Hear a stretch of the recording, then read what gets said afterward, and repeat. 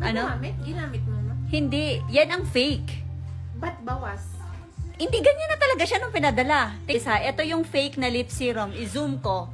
So, ayan siya. May buo pa sa... Oo, tingnan nyo yung kulay niya ha. Tapos yung nakasulat guys, buo na Sweet Kiss. Fake yan. Pag ganyan ang lettering niya. Fake yan ha.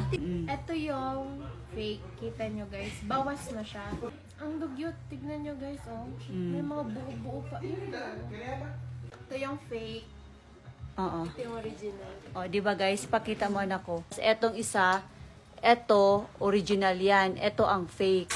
Di ba ang layo? Eto yung fake. Ganito yung lettering ng fake guys. Sweet Kiss Lip Serum. Kita nyo yan? Yung original guys, oh, ang ganda ng pagka-print, tas ang linaw. So mag-ingat kayo ha.